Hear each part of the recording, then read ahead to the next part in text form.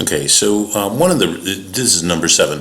One of the results of general relativity, this is actually a formula that is fairly easy algebraically, is that we can predict what the angle that a beam of light will bend near a massive object of a certain size. All right, so the first one we're going to use we're going to see how much it bends with the moon, then with Jupiter, then Sirius B, which is a white dwarf star, and then the last part, which I got cut off when I was talking about it in the last video, says that what they do is they give you the angle of the deflection in a future, what is this? Some future spacecraft or whatever can measure this thing to 10 to the minus 6th arc second accuracy, which is pretty unbelievable. Anyhow, at what distance would the sun? At what distance from the sun would the deflection occur? Okay, so this is we're going to calculate all 4 of those things. So here's the picture. Let's make sure that we understand. So you have some massive object, all right, like the sun, for example. You really have to have something of significant mass, approaching the mass of a star for you to actually observe this.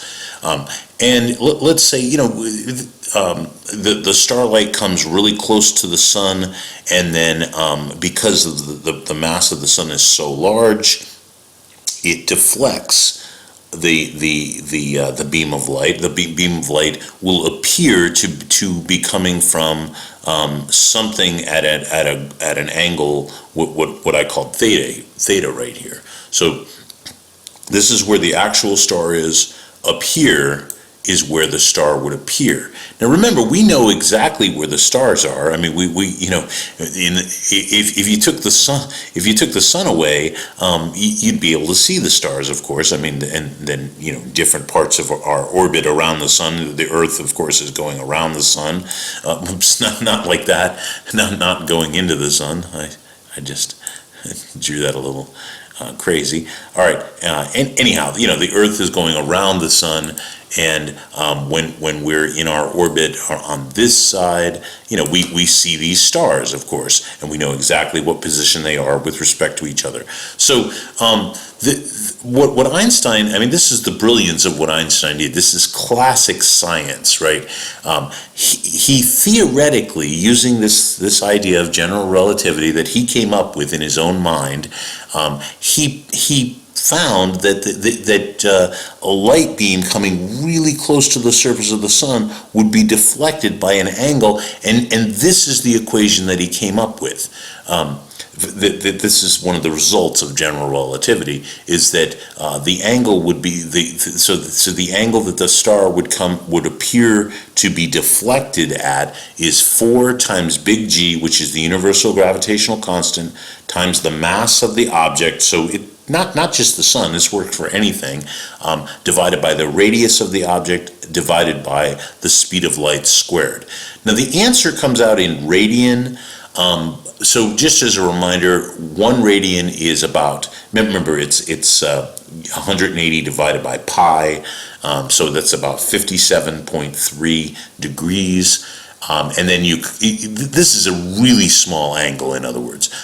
Convert that from degrees to arc minutes. Remember, so you multiply 57.3 by 60 arc minutes, and then 60 arc seconds, and that'll change this into arc minutes. All right, and so the formula that we're going to use. All right, so keep this picture in mind. And by the way, let me go a little bit further and explain to you. Remember, 1916 or so, Einstein comes up with this formula, and in 1919, a British astronomer named Sir Arthur Eddington, he was actually knighted later on, actually went and verified this. And of course, we can't see the stars on the other side of the sun, but there was an eclipse. And I believe he took his team to, I think it was in Africa, and set up, his equipment, and they actually measured this deflection. And the deflection turned out to be exactly what Einstein had predicted. And that is exactly the scientific method, right? There was an experiment that was performed that proved that this indeed is what happened. All right, so anyhow, here's a simplified version of this formula, okay? So this has been done with the sun, and so basically, this is the equation that we're going to use, all right, for all of it, for A, B, and C. A, B, and C. All right, so the formula looks like this. The angle of deflection, I'll still call it theta, is equal to, so again, it's been measured with respect to this, for light coming really close to the sun, so we use the sun, and we're going to use solar units, right? So it's going to be, it turns out to be, if it's the sun, it's 1.75 arc seconds. Oops, that's supposed to be two hash marks. So 1.75 arc seconds, because we're talking about the sun. Although we can apply it to any object, and then we take the mass of the object in solar units. All right. In other words, solar units divided by the radius of the object in solar units. All right, and solar units, of course, just means, if it's more massive, that number is going to be greater than, it's going to be greater than 1. If it's smaller than the sun, then it's going to be less it's less massive. The m is going to be less. If it's more massive, the m is going to be greater, and then it's basically just a number. Okay, so you have to figure out what the mass of the different objects are compared to the sun, and what the radius is compared to the sun. So this is the equation that we're going to use. Right? It's just a simpler thing. It's a simpler equation. Anyhow. For A, all right. So I already. So this is. I'll give you an example. So the mass of the moon. Okay, I'll call it m sub m. The mass of our moon is 7.35 times 10 to the 22nd. 10 to the 22nd.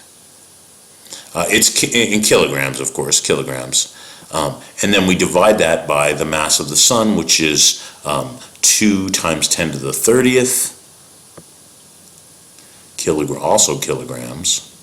And of course the kilograms cancel. And so this tells me the mass of the moon in solar units, right? In other words, what is the mass of the moon compared to the sun? And it's really small. It's 3.69 times 10 to the minus, eighth, times 10 to the minus eighth. All right, so, times the mass of the sun. The mass of the sun. All right, that's the idea. All right, and so let me get a little bit more room here.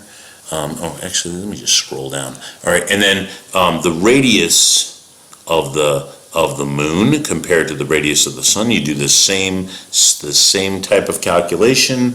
It is 1.737 times 10 to the 6th meters. All right, so the moon is 6.96 roughly. That's a 6.96 times 10 to the 8th. And so again, this is really small compared to the sun. It's 0.0025 times the radius of the sun. All right, so we're going to use this number, and we're going to use this number in our deflection, or what the deflection of some light coming in really close to the moon would be deflected by, how many arc seconds. Okay, so we're going to do this calculation. All right, so this is remember, we got to be in solar units. This is the mass of the moon compared to the sun, and this is the radius of the moon compared to the sun, and we multiply that by this deflection of 1.75 arc seconds.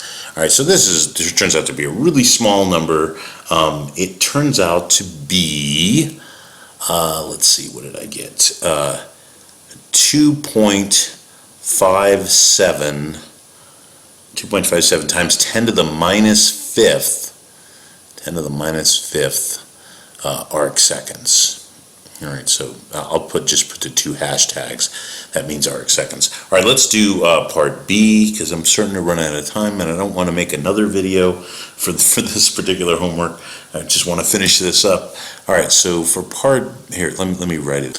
All right, so for Jupiter, you just take the mass of Jupiter divided by the mass of the sun, you get approximately 9.5 times 10 to the minus fourth, and then you take the radius of of Jupiter divided by the radius of the sun, you get about 0.1, and so the equation is, all right, so putting in the numbers for Jupiter, you get, the mass of Jupiter in solar units is this amount, 9.54 times 10 to the minus fourth, and the radius is 0.1, and so you multiply it by 1.75 arc seconds, and so that comes out to be, by the way, the one for the moon, the deflection is so small, we don't have the technology to be able to measure that. I should point that out. But this one we can. It turns out to be 0.017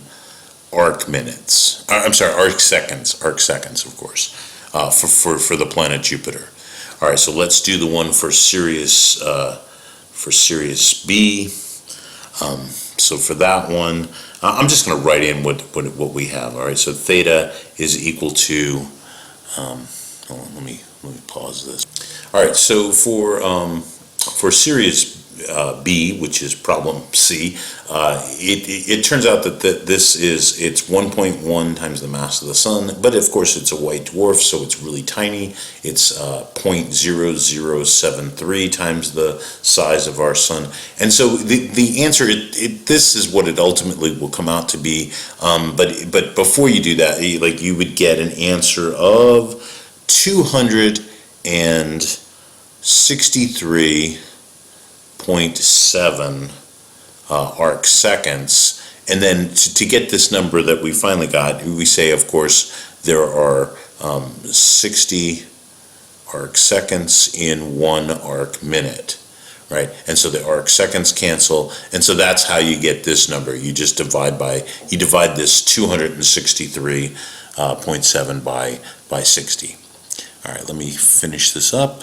All right, so for part B, they give us this imaginary spacecraft that is able to measure a deflection of 10 to the minus 6th arc seconds. All right, so we set 10 to the minus 6 equal to this 1.75 arc seconds times the mass of the moon divided by the radius of the moon. And so if we just take the mass of the moon to be 1, what would be the distance that this deflection would occur?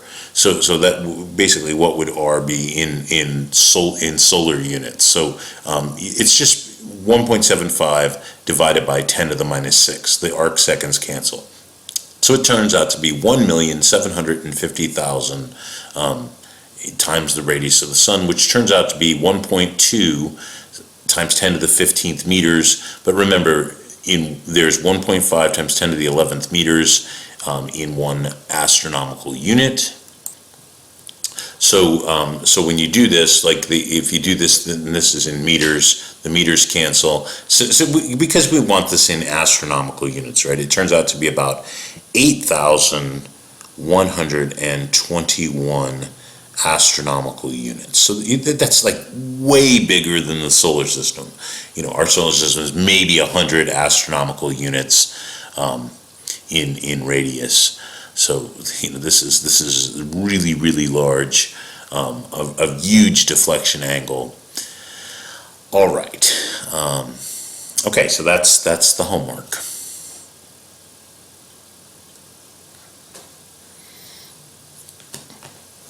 For chapter 22.